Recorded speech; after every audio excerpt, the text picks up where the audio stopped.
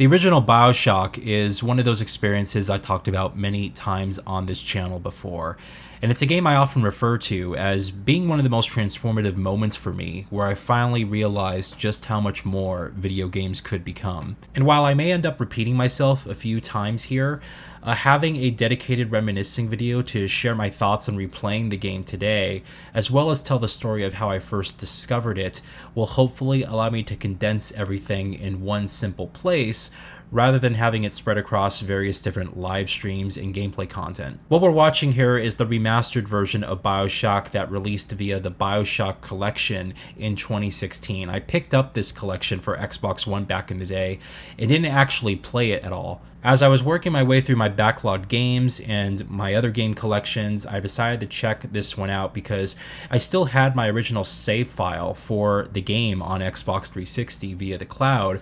So rather than play the original version, which I know quite well, I checked out this remaster. However, I am aware that this particular version of the game is a bit polarizing amongst some. For one, they made a few changes to the art design, so in some scenes they may have added or removed different elements like the ocean plant life.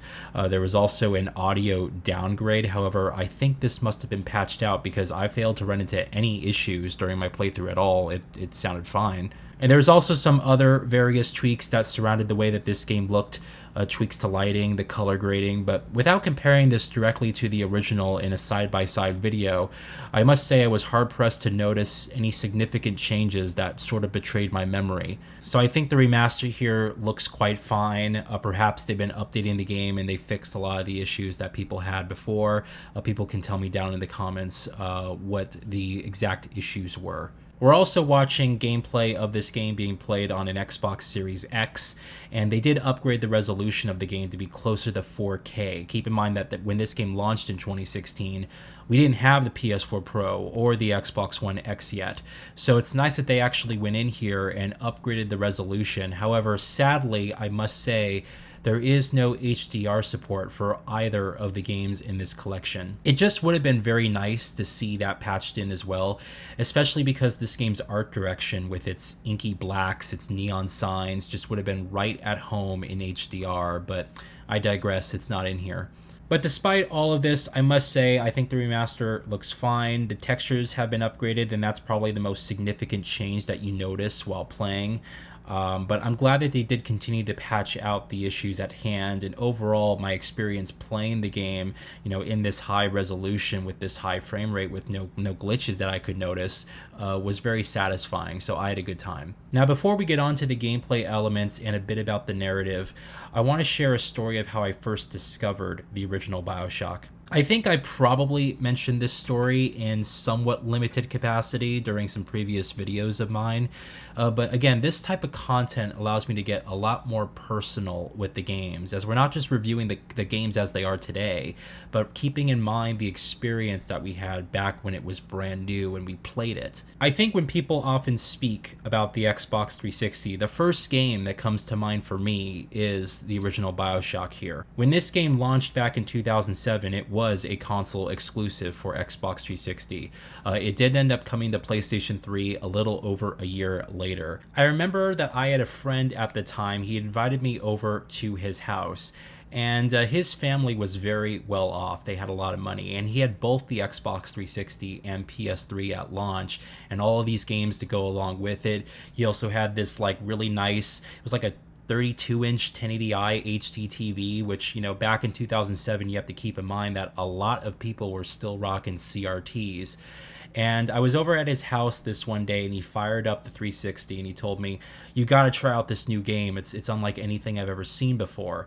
And I was like, "All right, what is it?" And he handed me the case for BioShock with the original slipcover and everything. And I'm looking at this thing, and I'm like, we're like 13 years old, right? So we're very young, and even though he and I were very young, his parents basically got him everything, so he had access to this game and other games like GTA 4 later on, and I was quite envious of him. But I'm looking at the box art for this, right? And it just seemed really scary, and I was like a wuss back then. Like horror and the genre of horror to me wasn't really of any interest. I would get scared very easily, but not wanting to embarrass myself, I basically sucked it up and agreed to actually try out the game. We started a new game, and the plane crash sequence at the very beginning, where you're basically swimming to the lighthouse. I just remember that the moment I saw this game, the moment I saw it running on an HD TV and began playing it, I never wanted an Xbox 360 more. I was just instantly pulled in. The graphics, the insane visuals were just nothing like you have seen before. And it was coupled with being so creatively inspired. Like BioShock is one of those games that when you play it, it's just unlike anything you've ever played before. Rapture is unlike any other place you've been to before. And it just has this way of immersing you into the experience that games are capable of doing, but very few games are really capable of mastering that element. And I just played it for hours. I stayed overnight at his house and I played it some more.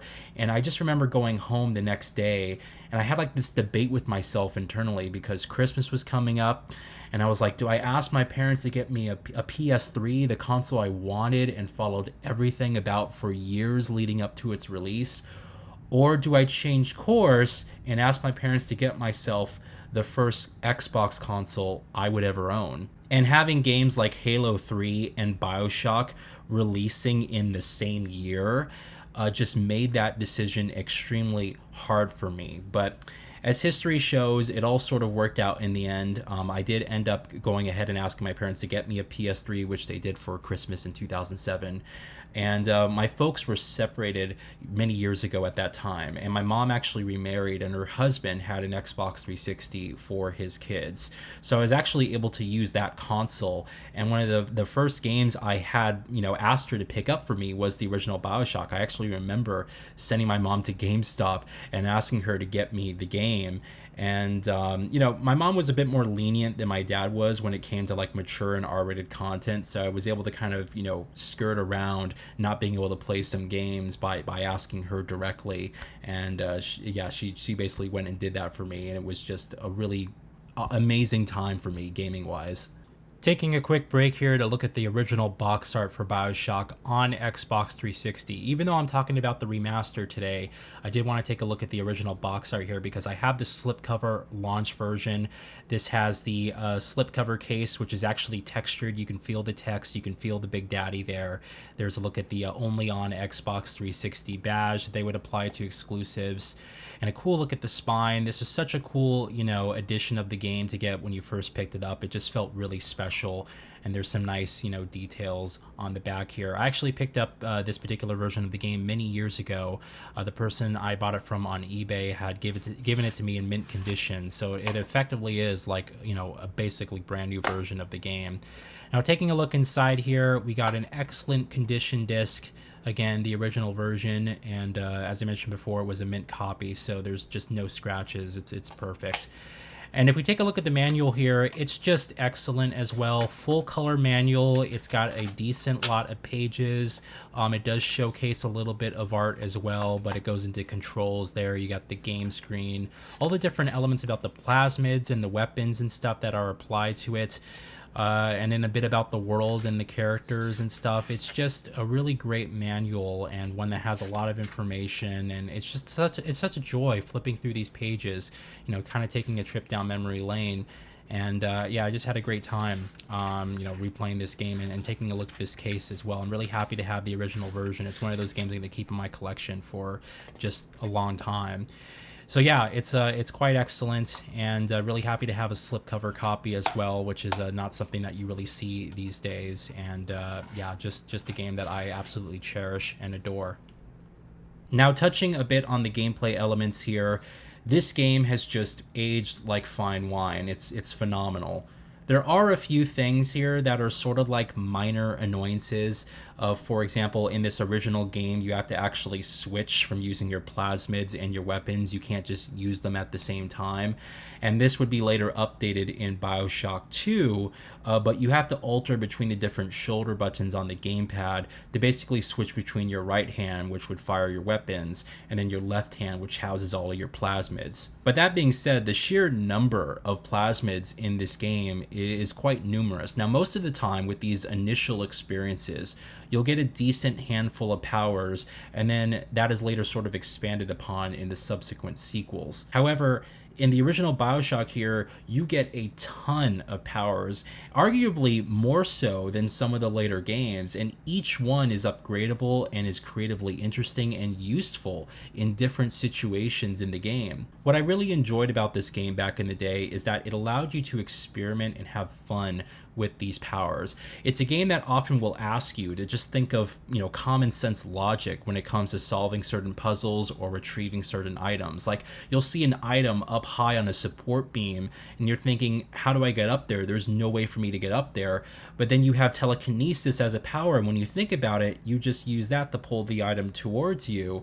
And I just sorely miss this about games these days. You also have things like a weapon wheel, which allows you to equip a large arsenal of, both weapons and plasmids in the game. And we've seen stuff like this just drastically change on, even with the same franchise. Like in BioShock Infinite, they reduced your weapon carry limit to just 2 primary weapons. And it's frustrating how limiting things have gotten as time has sort of progressed, but here it just feels oddly refreshing to be able to switch between various different weapons and then upgrade them completely. And the best thing about this is that it changes the look and feel of the weapons, allowing for a true visible difference, as well as how it feels when it comes to just you playing the game. It's just such a blast. And the exploration, Rapture is creepy as hell, but you want to go through and check every single room, every single corner, every crevice, every balcony, every basement, just to make sure you don't miss anything. It's all lovingly crafted here, and playing a game like this back in 2007 with a hub world as transformative and creative as Rapture is, just left this insane impression on you that you remembered for years and decades to come. Now, in the remastered collection here, they also added something that I just absolutely adore, I must say. Along your playthrough of the game, you can find these hidden film reels which contain interviews that Jeff Keighley did with creative director Ken Levine. And he offers some insights into the creation of this game, things that I didn't even realize or know, including how the original concept wasn't even a city underwater, and how the game was finished just very quickly before the launch, and there was a lot of things that they were very unsure about. And things that they wish they had time to add as well. It was just incredible. I played a lot of remasters, but I must say this edition is simply brilliant. And you have to actually go out of your way to find these collectibles. It's not like they're just hidden in the menu somewhere. They're scattered throughout the game world, and the game will tell you just how many of them are in a level, but you have to find where they are located, and you get pieces to this interview basically.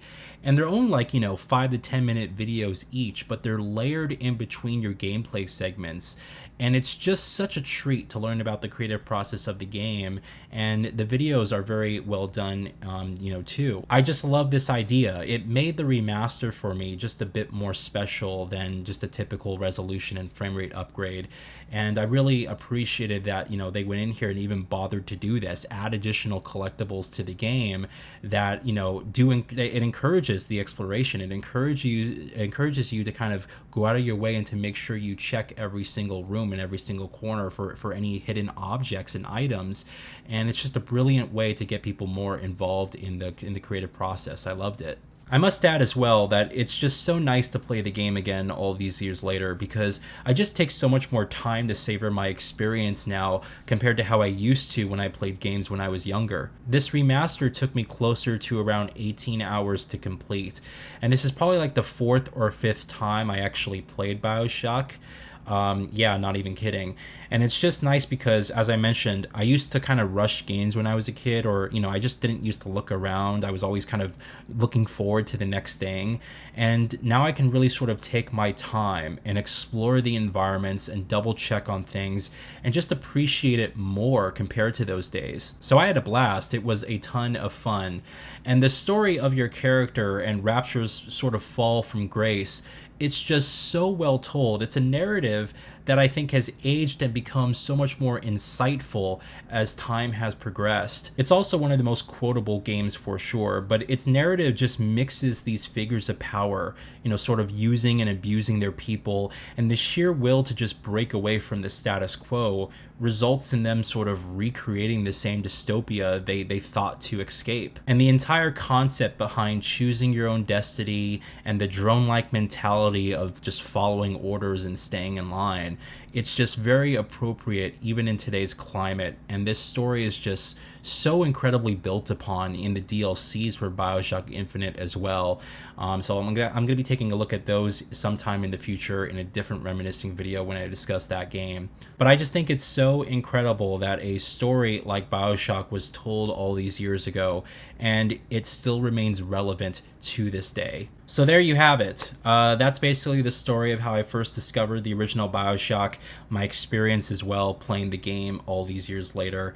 And at this point, it just seems that everybody's played this game by now, right? I mean, it's often regarded as a great classic and one of the best games of all time. And it's just timeless. Like, to me, this game will always play well. It will always look great. It will always be impactful. And it's just one of those rare experiences where all the special things surrounding it just become more evident as time goes on. I had a wonderful time, and I would love to hear from you guys. What was your first time playing the original BioShock like? Did you play it back in the day when it was brand new like myself, or did you find that you discovered the game many years later? And especially for those of you who haven't played the game yet, I must imagine it's very few people, but if you're watching this video and you haven't played the game, I would love to hear from you especially. What has sort of kept you from the game? Is it just lack of time or maybe concern of interest? Just let me know in the comments below. I just think it'd be very interesting to hear a different perspective. I hope you guys enjoyed this reminiscing video. I'll catch you all in the next one. Thank you, and would you kindly have a nice day.